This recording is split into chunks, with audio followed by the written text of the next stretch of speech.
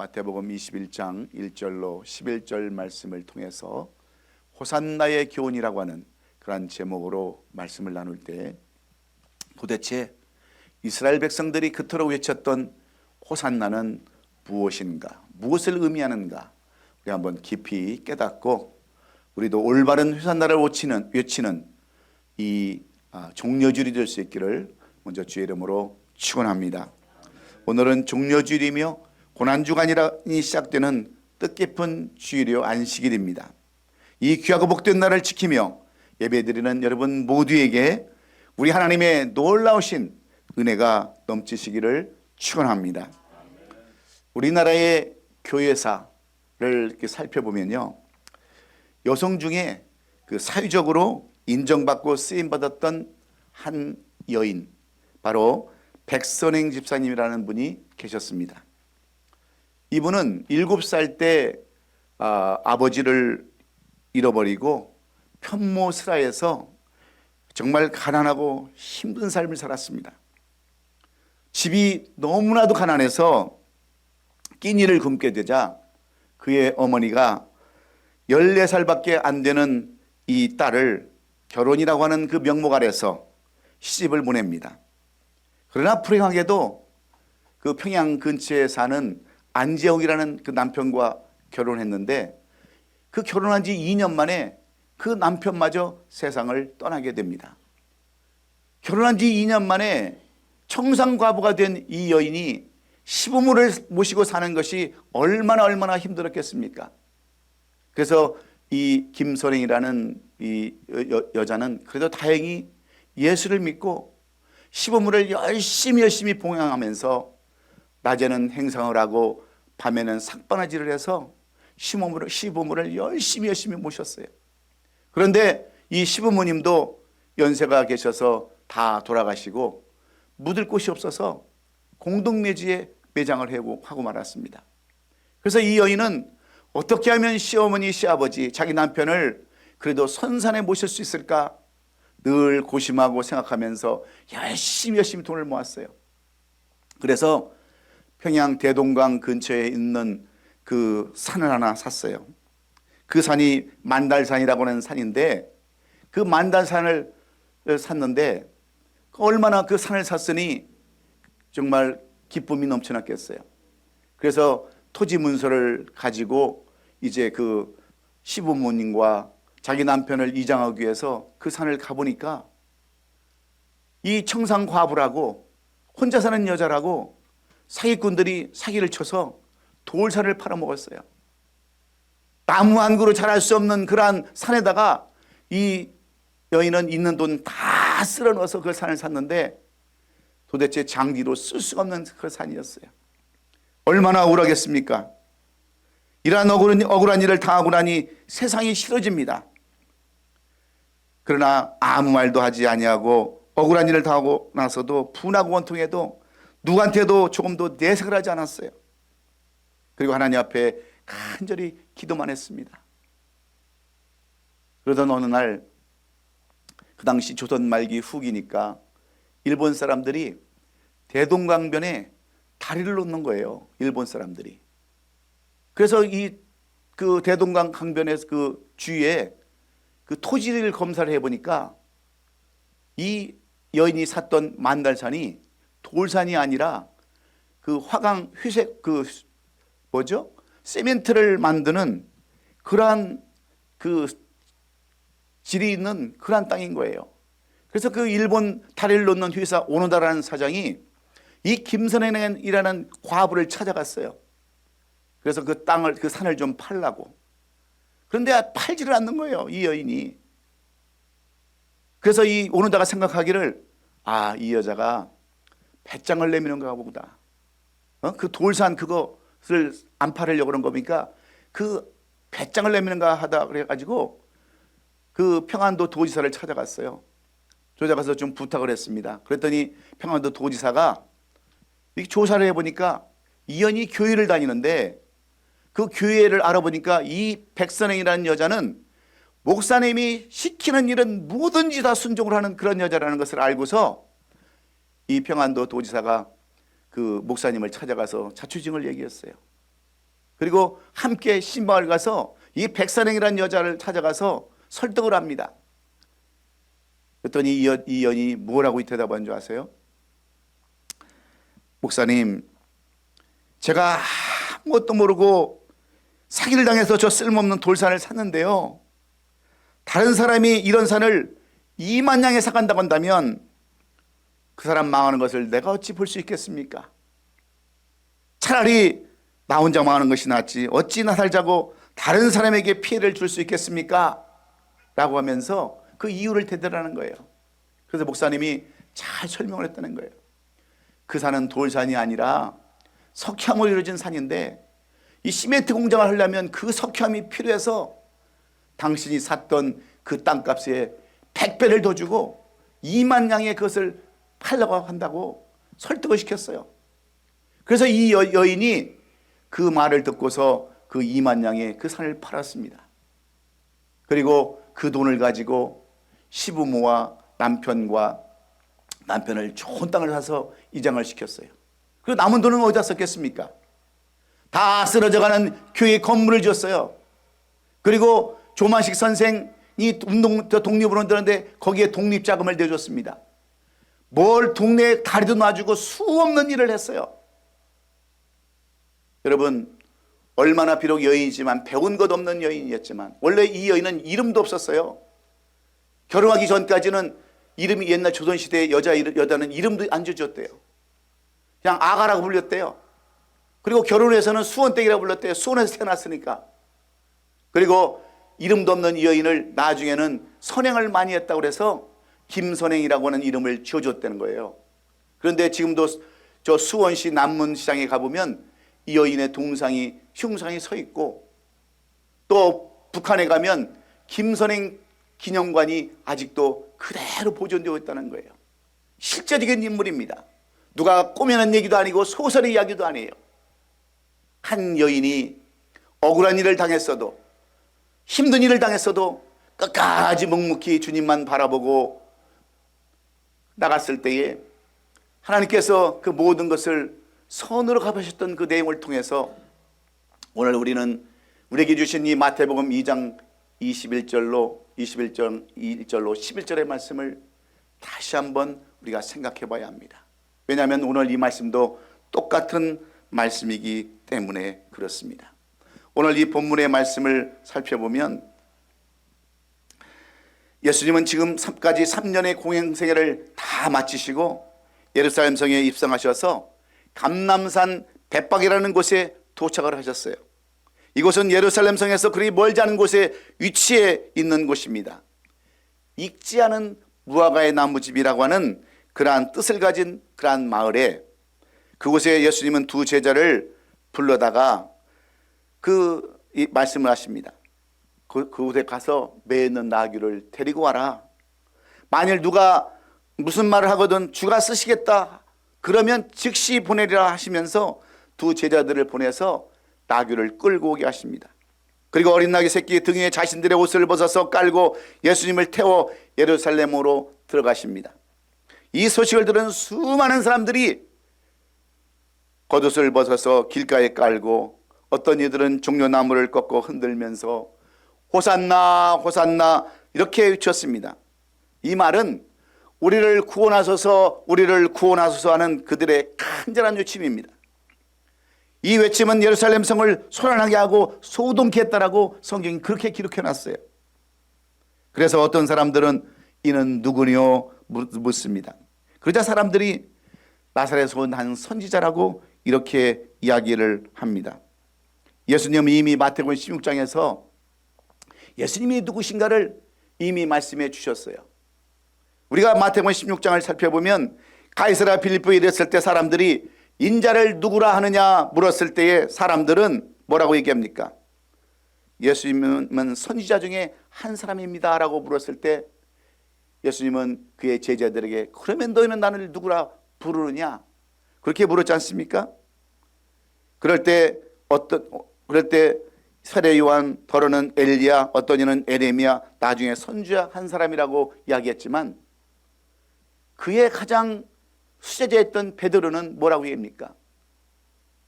그는 그리스도 살아계신 하나님의 아들이로소이다 이렇게 고백함으로 베드로를 칭찬하는 예수님, 예수님의 진정한 본 모습을 예수님께서는 그렇게 말씀해 주셨어요. 이런 예수님이라면 왜 주님께서 그런 것을 말씀해 주셨을까요? 그 당시 왜 사람들은 무엇 때문에 온 성이 시끄럽고 예수님께서 오셨음을 그렇게 보시면서 왜 소동을 했을까요? 그들은 예수님이 하신 일들을 다 기억하고 있습니다. 눈먼 자를 고치시고 오병이의 기적을 일으키시고 수많은 병자를 일으키셨던 그 주님을 보면서 그 주님이 이 예루살렘 성에 들어오셨다는 것을 알고서 그들은 열렬하게 예수님을 환영했습니다. 이것이 종려주일의 의미예요. 많은 사람들이 종려나무 가지를 꺾어 흔들면서 예수 그리스도를 맞이했기에 우리는 이 날을 종려주일이라 이렇게 부르는 것입니다.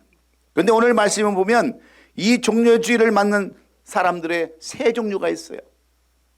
우리가 이 종려들을 맞는 세 사람들을 살펴보면 어떤 사람들입니까? 어떤 사람들은요 적극적으로 환영을 합니다. 어떤 사람들은. 그리고 어떤 무리는 이는 누구냐 하면서 팔짱 끼고 구경하는 사람들이 있어요. 그리고 어떤 무리는 예수님을 비방하고 시기하여 잡을 때를 기다리는 그러한 무리들도 있었습니다. 그런데 그들은 모두 다 얼마 되지 않아서 다 한마음이 되어버리죠. 모두 한 목소리로 저를 십자가에 못 박게 하소서하면서 예수 그리스도를 십자가에 못 박아버리는 그러한 예수님을 배반하는 사람들로 다 바뀌어 버립니다. 예수님을 배반하는 사람들이 다 되고 말았어요. 여러분, 이런 모습은 우리의 모습도 마찬가지입니다. 오늘 종료를 시작으로 고난주간이 시작되는데 어떤 사람들은요 열심히 동참합니다. 어떻게 하면 우리가 말씀으로 살까 그렇게 몸부림치죠. 그런데 어떤 사람들은 구경만 합니다. 어떤 사람들은 도리어 비판하고 정죄하는 사람들도 있습니다. 왜 똑같이 예수를 믿고 신앙생활 하는데 왜 이렇게 다른 삶을 살아가는 것일까요? 그 이유는 종려주일에 예루살렘 성에 오신 예수님을 제대로 알지 못하기 때문에 그렇습니다. 알아도 잘못 알고 있는 사람들이 많기 때문에 그래요. 예루살렘에 거하는 무리들이 예수님을 보고 이는 누구냐 했을 때 그들의 대답은 무엇이었습니까? 갈릴리 나사렛에서 온 선지자 예수라고 그랬어요. 이게 무슨 뜻인지 아십니까? 저 시골 마을 갈릴리 그 시골 마을에 예수라는 한 청년이 있었는데 이 청년은 때로는 병도 고치고 때로는 기적도 나타내고 이적도 나타내는 그러한 한 선지자에 불과한 사람입니다. 이렇게 비꼬는 말이에요. 마치 유대인들이 예수를 선지자 중에 한 사람으로 알았듯이 회교도들이 예수님을 그렇게 알고 있었듯이 예수님은 그저 단순한 한 시대에 온 선지자로 그들이 그렇게 여겼다고 하는 거예요. 그래서 예수님은 이 모든 사람에게 예수가 어떤 분인가 누구인가 확실히 알려주기 위해서 어린 나귀를 타시고 예루살렘에 입성하신 줄로 믿습니다. 아직도 예수님을 지식적으로 알고 있는 사람들에게 예수님이 어떤 분인가를 정확히 말씀하시기 위해서 이 종려주의를 지키게 하신 거예요. 그러면 이 종려주의를 통하여 우리에게 보여주시고자 하시는 예수님은 과연 어떤 분이실까요? 한마디로 그분은 하나님의 예언을 성취하기 위해 오신 분입니다. 예수 그리스도를 어린 나귀에 태워 예루살렘에 보내신 것은 하나님의 뜻을 이루는 데 목적이 있었습니다. 4절의 말씀에 뭐라고 기록되어 있습니까? 이는 선지자로 하신 말씀을 이루려 하심이라 이렇게 기록되어 있지 않습니까? 또한 5절에는 뭐라고 기록되어 있어요? 5절에 보면 시온의 딸에게 이르기를 내 왕이 내게 임하나니 그는 겸손하여 낙이 곧 멍에 매는 짐승의 새끼를 탓도다 하라 하였느니라 그랬습니다. 이 말씀은 스가랴 9장 9절에 기록된 말씀을 옮겨놓은 말씀이에요. 이미 스가랴라고 하는 선지자를 통해서 예수님께서 이 땅에 오실 것을 예언해 주신 말씀입니다. 스가랴에서 9장 9절의 말씀에 보면 시온에 따라 크게 기뻐할지어다 예루살렘에 따라 즐거이 부를지어다 보라 내 왕이 내게 임하시나니 그는 공의로우시며 구원을 베푸시며 겸손하여서 나귀를 타시나니 나귀의 작은 것 곧 나귀 새끼니라 하시면서 예수님께서 수백 년 이후에 오실 그 내용들을 미리 이 스가랴 선지자를 통해서 예언해 주셨습니다. 이미 500년 전에 그 사건을, 오실 사건을 미리미리 말씀해 주셨어요. 그러므로 이 종려주의를 맞이하여 고난주간을 보내는 우리에게 주시는 교훈은 어디에 있습니까? 예수님은 누구시며 왜 예루살렘에 들어가시는 것일까요? 왜 예수님은 이렇게 말씀 한마디 하지 아니하시고 어째서 침묵하셨을까요? 마치 도살장을 끌려가는 어린 양처럼 아무 말도 아니하시고 그 손수 십자가를 지시면서 이 고난주간, 종려주의를 지나서 고난주간을 왜 맞이하셨을까요? 오늘 이 종려주의를 맞이해서 우리는 다시 한번 예수님이 어떤 분이신가, 이것을 제대로 알아야 이 부활주일의 의미가 있고 부활주일에 우리가 부활의 영광에 함께 동참할 줄로 믿습니다. 예수님을 알지 못하면, 어떤 분이신지를 알지 못하면 이 부활주일도 아무런 소용이 없는 거예요. 그래서 오늘 이 종려주일에 오신 예수님은 어떤 분으로 오셨는가를 우리가 먼저 깨닫고 오늘도 주시는 교훈 속에 다시 한번 우리가 주님을 나의 구주로 영접하고 성령 충만 받아서 우리가 맞는 이 고난주간을 함께 동참하며 부활의 영광을 함께 누리는 우리 오시 아름다운 교회 성도들이 될 수 있기를 예수님의 이름으로 축원합니다. 그러면 호산나, 우리를 구원하소서 외쳤던 예수님은 진정 어떤 분으로 오셨을까요? 첫째는 왕이시며 왕권을 나타내시기 위해서 오신 분인 줄로 믿습니다. 오늘 5절에 보면 성경은 이렇게 기록해 놨어요. 시온의 딸에게 이르기를 내 왕이 되게 임하나니 그는 겸손하여 나귀 곧 멍에 매는 짐승의 새끼를 탓도다 하라 하였느니라 기록하고 있습니다. 예수님이 이 땅에 누구로 오셨습니까? 왕으로 오셨어요. 왕으로. 바로 이 땅을 통치하러 오신 분이 바로 우리 주님이십니다. 그러므로 내가 왜 그리스도를 나의 왕으로 고백하면 예수님께서는 나의 왕이 되셔서 우리를 통치하시고 인도해 주는 줄로 믿습니다. 우리가 이 예수님을 무엇으로 받아들이냐에 따라서 우리의 인생이 달라지는 거예요. 예수님께서 내 삶을 주관하시는 왕으로 오셨다고 한다면 우리는 그 왕께 모든 것을 맡겨야 되는 줄로 믿습니다. 예수님께서 아무 말씀도 하지 아니하시고 침묵하셨던 첫 번째 이유는 바로 하나님의 놀라운 능력과 권능의 힘이 있는 왕의 권세를 가졌기 때문에 그렇습니다. 예수님은 대제사장 가야바의 신문과 빌라도의 신문을 받으시면서도 말로 이룩할 수 없는 그러한 조롱과 핍박을 받았어요. 악에 찬 저주와 또 신문을 받으면서 억지 두명을 쓰면서 그는 아무 대꾸도 하지 않았습니다. 그 어떤 시시비비를 가리고자 변론도 하지 않으셨어요. 그 이유는 그럴 만한 가치가 없었기 때문입니다. 예수님께서 제자들을 가르치시고 수많은 사람들의 병을 고치시고 귀신을 내어줄 때 사람들은 밤낮으로 예수님을 쫓아다녔습니다. 오병의 기적을 나타냈을 때도 그들은 이 표적을 보고 말하되 이는 참으로 세상에 오실 그 선지자라고 예수님을 그렇게 높였어요. 예수님께서 어린 나귀를 타시고 예루살렘에 입성하실 때에도 호산나 호산나 우리를 구원하소서 하면서 자신들의 겉옷을 벗어서 길가에 깔고 종려나무를 흔들면서 열렬히 환영했습니다. 그런데 그들의 모습은 잠시 뒤에 아무 힘도 없이 끌려가는 그 예수님을 보시고 그들은 마음을 바꿔버리지 않습니까? 저분이 과연 우리의 왕이었던가? 저분이 바로 우리를 인도하실 그러한 왕이었던가? 실망해서 다 되돌아가고 오히려 예수님을 못 박으라고 소리 지르는 배신자로 그들의 인생이 바뀌어버리고 말았습니다. 이런 그들을 보면서 주님이 무슨 말을 더 할 수 있었겠어요? 누가복음 우리가 22장 61절에 보면 그렇게 며칠 전까지 주님을 따라다녔던 베드로의 배신을 보면서 누가복음 21장 61절은 이렇게 기록해 놨어요. 주께서 돌이켜 베드로를 보시니 베드로가 주의 말씀 곧 오늘 닭 울기 전에 내가 3번 나를 부인을 하심이 생각났다고 하는데 주께서 베드로를 보니까 금방 변한 그 마음을 보면서 더 이상 무슨 말을 했겠습니까? 여러분 사람이 가장 힘들 때가 언제인 줄 아십니까?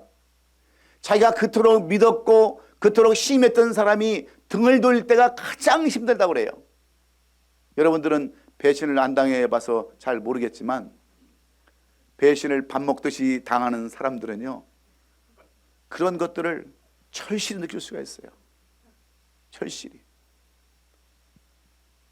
그래서 우리가 놓치지 말아야 할 중요한 사실은 예수님의 침묵 속에 느끼는 그 엄청난 힘, 권능의 힘, 왕권이라고 가지고 있는 예수님의 힘을 우리가 오늘도 잊지 말아야 돼요. 그런데 요즘 세상에 보면 사람들은 어떻습니까? 옛날에는요, 임금님의 그림자도 안 받는다고 그랬어요. 그렇지 않습니까? 왕을 우리가 세웠으면 왕으로 인정을 하고 그분의 모든 말씀대로 순종을 해야 되는데, 요즘 돌아가는 세상에 한번 왕들을 한번 보십시오. 임금들을 한번 보세요. 대통령을 한번 보세요. 우리나라는 어린아이들도요, 대통령 부를 때 성렬이라고 불러요. 성렬이라고. 세상이 완전히 바뀌어버렸어요. 그냥 트럼프나 조 바이든이나 부를 때 자기 강아지 이름도 그렇게 안 부를 거예요. 왕권을 인정을 하지 않아요. 그러니 사회가, 여러분, 온전한 사회가 되겠습니까? 매일 폭동이 일어나고 사람들은 자기밖에 모르고 사랑이 식어버리고 온전히 이기주의로 살아가는 세상이 될 수밖에 없는 것은 그들이 세우신 하나님의 왕을 제대로 알지 못하기 때문에 그랬어요. 그 당시 이 유대인들도 마찬가지입니다. 하나님께서 세우신 그 왕의 왕권을 인정하지 못했어요. 예수님의 왕권을 인정하지 못하니까 예수님을 십자가에 못 박으라고 어제까지만 해도 호산나 호산나 외쳤던 그들이 이제는 못 박으라고 변심을 하는 그런 삶을 살아갈 수밖에 없다고 하는 거예요. 여러분, 예수님이 이 땅에 왕으로 오셨기에 그 왕을 우리가 왕으로 모시고 우리가 인정하고 순종하면 주님께서도 우리를 그대로 인정하시고 우리를 인도하시고 이끌어 가실 줄로 믿습니다. 사랑하는 성도 여러분, 말 잘한다고요 똑똑한 것이 아닙니다. 말을 많이 한다고 옳은 것이 아니에요. 말에 기회가 있다고 해서 능력 있는 것도 아닙니다. 신실한 것도 아니에요. 진실한 하나님의 종들과 그리스도인들은 할 말이 많아도 참고 여러분 기다려야 되는 거예요. 침묵해야 되는 거예요. 변명하고 싶은 말이 정말 많이 있어도 진실의 힘을 안다고 한다면 여러분 참고 견디면 되는 거예요. 제가 이번에 이제 한국에 나가서 우리 친구 가운데 국회의원이 한 사람이 있어요. 노웅래라고. 내가 고등학교 옆에 반 짝이었어요. 그래서 이번에 갔더니 공천을 못 받아가지고 국회의사당에서 쫄쫄 굶어가면서 단식을 하고 있더라고요. 그래서 저하고 통화가 됐어요. 노 의원 어떻게 지내? 그랬더니 나 단식 다 끝나고 이제 회복하고 있어. 목사님 나 위해서 기도해 줘. 난 끝까지 포기 안 하고 난 다시 일어날 거야. 보고 싶으면 제 카톡에도 그대로 돼 있어요. 여러분, 할 말이 많아도 억울해요. 억울해. 여러분, 국회의원이 6천만 원 돈 먹었다고 지금 정치가 어떤 정치입니까? 6천만 원 먹었다고 그거 집을 다 수색해가지고 또 집에서 몇만 불이 나왔다고 그 돈이 어디서 나왔나 추측하면서 그냥 고리를 껴가지고 정치에서 몰아내는 그러한 상황을 보면서요. 우리는 정치인이 아니기 때문에 다행이지, 정치하는 사람들 보면 얼마나 여러분 추접합니까? 더 어렵습니까? 그런데도 끝까지 그냥 정직하게 밀고 나가면서 다음 4년을 기다리겠다고, 칼 가는 심정으로 기다리겠다고 하는 그것을 보면서 저는 많은 것을 생각해 봤어요. 우리가 예수님을 왕으로 인정하지 못하고 그분에게 순종하지 못하면 결국은 우리가 그분의 인도함을 받지 못한다는 것을 여러분 기억하시면서 이 종려주일에 그분은 우리의 왕으로 오신 분임을 다시 한번 기억하시고 끝까지 힘들어도 어려워도 침묵하면서 그분을 바라보시는 저와 여러분 될 수 있기를 주의 이름으로 축원합니다.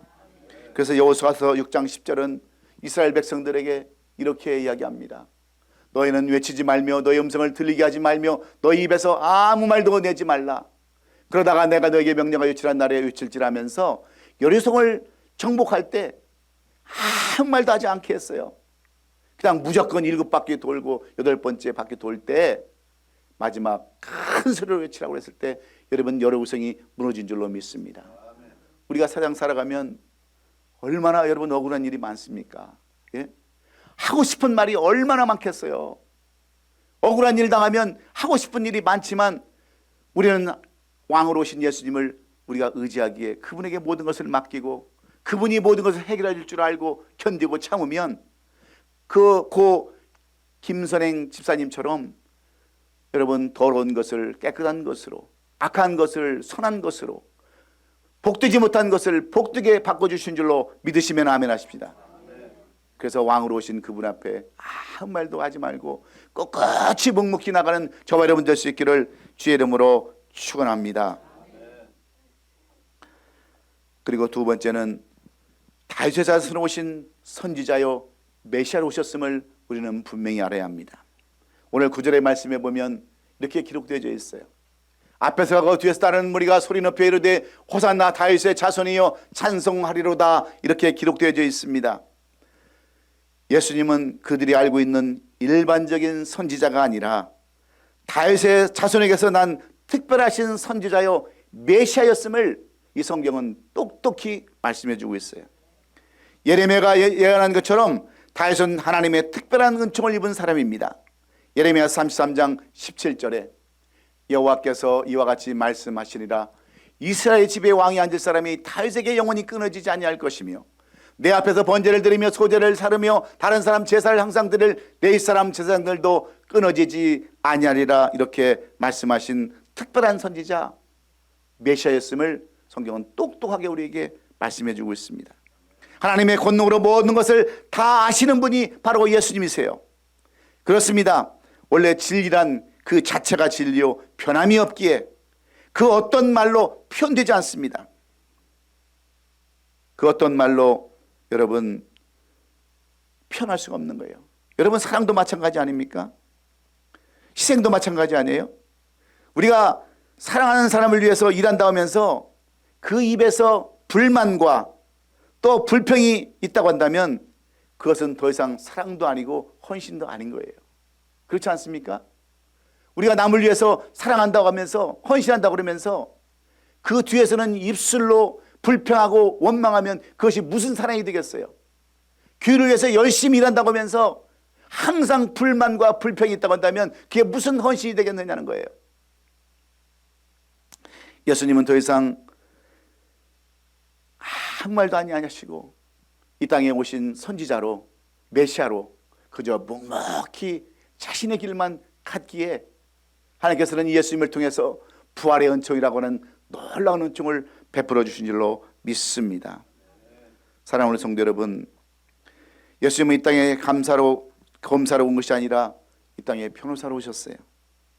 이사야 42장 2절로 3절에 보면 예수님은 외치지도 아니하고 소리를 높이지도 아니하며 그 소리를 거리에 들리게도 하지 아니하며 상한 갈대를 꺾지 아니하며 꺼져가는 등불을 끄지 아니하고 진실로 정의를 시행할 것이며 라고 말씀해 주고 있습니다. 아주 중대하고 심각하고 엄숙한 일에는 말이 없는 법이에요. 아름다운 일, 보배로운 일들을 이루는 데는 소란이 없는 법입니다. 귀중하고 또 뜨거운 사랑과 헌신에도 말이 없는 법입니다. 그래서 예수님은 가늠하다 잡힌 여인 앞에서도 침묵을 하지 않습니까? 오히려 땅에다 글만 쓰는 거예요. 글만. 죄 없는 자가 돌로 치라고. 예수님께서 입이 없어서 말씀하신 것이 아니라 이런 일 저런 일은 말로 해서 된다는 것이 아니라 행동으로 보여주는 것을 우리가 똑똑히 볼 수가 있습니다. 그래서 예수님의 최후의 말씀은 아버지여 저들의 죄를 용서하여 주옵소서, 저들이 저들의 죄를 알지 못하나이다 하시는 기도는 선지자 메시아로 오신 예수 그리스도만이 할 수 있는 기도인 줄로 믿습니다. 사랑하는 성도 여러분, 우리가 예수님을 어떻게 다시 한번 우리가 영접하며 받아들일 수 있을까요? 예수님이 이 땅에 선지자로 또 메시아로 이 땅에 오셨음을 분명히 기억하면서 이 종려주일이 헛된 종려주일이 아니라 바로 이 고난주간을 시작하는 우리의 겸손한 마음으로, 그래서 이 부활주일에는 주님의 영광을 함께 동참하는 그러한 부활주일이 될 수 있기를 예수님의 이름으로 축원합니다. 마지막으로 성경은 이렇게 기록하고 있습니다. 예수님은 우리의 모든 죄를 다 짊어지신 대제사장으로 오셨다라고 말씀하고 있어요. 오늘 11절 말씀해 보면 성경은 이렇게 써놨습니다. 무리가 이르되 갈릴리아에서 나온 선지자 예수라 하니라. 이 종려주일에 예루살렘을 향하여 나귀를 타고 가신 예수님은 우리의 모든 죄를 짊어지시고 우리의 죄를 속량해 주시는 대제사장이라고 하는 그러한 고백과도 똑같습니다. 제사장은 백성들이 하나님 앞에 범죄해서 하나님 앞에 나갈 수 없을 때 중재 역할을 하는 것이 바로 대제사장의 역할입니다. 바로 중보자요 대변자가 예수님이라는 말씀입니다. 그래서 히브리서 기자는 이 내용을 어떻게 기록하고 있는 줄 아십니까? 히브리서 10장 10절에서 이 뜻을 따라 예수 그리스도의 몸을 단번에 들으심으로 말미암아 우리가 거룩함을 입었느니라 이렇게 써놨어요. 죄 때문에 몸부림치며 괴로워하고 쓰러진 우리를 다시 일으켜 세우기 위해서 십자가를 지신 대제사장으로 이 땅에 오셨다 그런 말입니다. 예수님은 죄가 없으신 분임에도 십자가를 지어 짊어져야 하는 고통을 당하셨어요. 어느 곳하나 죄를 찾지 못하여 죄 없다 함을 판결받고도 예수님은 누명을 써야 했습니다. 그래서 모진 십자가를 지셔야만 했지만 예수님께서는 침묵으로 일관하셨을 뿐만 아니라 거기에는 하나님 아버지의 뜻이 있었기 때문에 그렇습니다.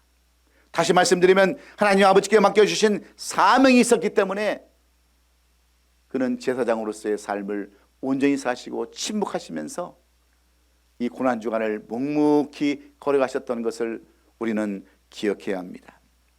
그래서 시편 37편 7절로 8절 말씀에 성경은 이렇게 말씀하고 있어요. 요 앞에 잠잠하고 참고 기다리라. 자기 길이 형통하며 악한 길을 이루는 자 때문에 불평하지 말지어다. 분을 그치고 노를 버리며 불평하지 말라. 오히려 악을 만들 뿐이라고 그랬습니다. 그렇습니다. 예수님이 아무 말씀도 하지 아니하시고 침묵하신 이유는 하나님의 뜻이 어디 있는지를 분명히 알았기 때문에 그렇죠. 그 하나님의 뜻은 우리의 죄를 짊어지시고 십자가에 달리셔서 우리의 죄값을 대신 치르게 하시는 구속사역이 바로 하나님의 뜻이었기 때문입니다. 그것이 예수님께서 맡기신 사명이었어요. 그러니 어찌 입을 열 수 있었겠습니까? 어찌 순종하지 않을 수 있었겠어요? 여러분, 이제 고난주간이 시작하는 이 한 주간 여러분은 어떻게 주님의 고난에 동참하기를 여러분은 원하십니까? 말 없이 침묵하시면서 하나님의 뜻이 무엇인가를 기다리시면서 인내하셨던 그 예수님을 기억하시면서 여러분을 향한 하나님의 뜻은 무엇이고 계획은 무엇인가를 깊이 생각하는 이 한 주간이 될 수 있기를 저는 간절히 원합니다. 주님은 아무 죄도 없이 우리를 위해서 그 모진 십자가 다 지셨지 않습니까? 왜 우리가 여러분 입에서 불평이 나오고 원망이 나오고 삶에 대한 여러분 그 회의를 왜 느껴요? 이 땅에 오신 주님이 무엇으로 오셨는가를 우리가 제대로 알지 못해서 그렇습니다. 예수님이 이 땅에 분명히 무엇으로 오셨다고 첫 번째 말씀하셨습니까? 예? 뭐요? 왕으로 오셨다고 그랬잖아요. 두 번째는 선지자여 메시아로 오셨다고 그랬어요. 세 번째는 제사장으로 이 땅에 오셨다고 그랬습니다. 그 우리를 위해서 자기의 몸을 다 내어주시기까지 이 땅에 찾아오셨다고 한다면 우리는 이 고난주간을 어떻게 보내야 되겠습니까? 그저 세상 사람들과 똑같이 먹고 마시고 놀고 즐기는 그런 삶을 살아야 되겠습니까? 아니면 우리를 위해서 시행하셨던 그 주님을 바라보시면서 함께 고난에 동참해야 되겠습니까? 그래서 우리는 이번 주 화요일부터 특별 새벽 주간을 시작합니다. 비록 짧은 4일밖에 되지 않지만 그래도 우리는 이 4일 동안 주님이 가신 길을 같이 걸으며 함께 걸으며 그분의 고난에 동참하고 온전한 부활주의를 우리가 맡기를 원하는 거예요. 지금까지 우리가 새벽 예배 드리지 못한 사람들이라 할지라도 비록 4번의 이 특별 새벽 예배를 통해서 우리가 은혜 받고 정말 주님께서 기뻐하시는 부활에 동참하는 저와 여러분 될 수 있기를 주의 이름으로 축원합니다. 우리는 때때로 몰라서 실패할 때가 얼마나 많습니까? 알지 못해서 얼마나 우리가 어려움을 당할 때가 많이 있습니까? 이스라엘 백성들도 마찬가지예요. 왜 호산나 호산나를 외치면서 그토록 나를 구원하소서 나를 구원하소서 했던 그들이 이제는 예수를 십자가에 못 박으라고 왜 소리를 칩니까? 그것은 자기 주관 없이 군중 심리에 휩싸였기 때문에 그렇습니다. 위선과 거짓된 삶을 살아갔기 때문에 그래요. 착각하는 삶을 살아가고 있기 때문에 알지 못해서 주님을 다시 십자가에 못 박는 그러한 삶을 살아가는 이 말씀을 통해서 오늘 우리는 다시 한번 우리 자신도 되돌아봐야 될 줄로 믿습니다. 우리는 입술로는 주여 주여 하면서 과연 무엇을 바라보고 살아가는가? 여러분, 우리에게 남은 것이 있다면 뭐가 있겠어요? 결국은 우리가 가는 곳이 어디입니까? 주님 계시는 저 천국 아니겠어요? 여기에 소망이 없다면 그럼 우리가 무슨 신앙생활을 할 필요가 있겠어요? 정말 사랑하는 아내를 잃어버리고 사랑하는 부모님을 잃어버리고 그래도 우리가 이렇게 소망 가운데 살아가는 것은 다시 만날 수 있는 여러분 희망이 있기 때문에 그렇지 않겠어요? 그래서 오늘 우리도 주님 만나볼 그날을 기대하면서 이 종려주일은 왕으로 오신 예수님을 다시 한번 우리가 영접하고 선지자로 메시아로 오신 그 예수님을 우리가 영접하면서 대세상으로 오신 그 주님을 우리가 뜨겁게 맞이할 때 이 종려주일은 헛된 종려주일이 아니라 배반하는 종려주일이 아니라 우리를 새롭게 하는 아름다운 종려주일이 될 줄로 믿습니다. 그래서 우리는 오늘도 그분만을 바라보면서 모든 것을 주께 소망을 두고 이 한 주간 시작하는 우리 모든 성도들 될 수 있기를 예수 그리스도의 이름으로 축원합니다.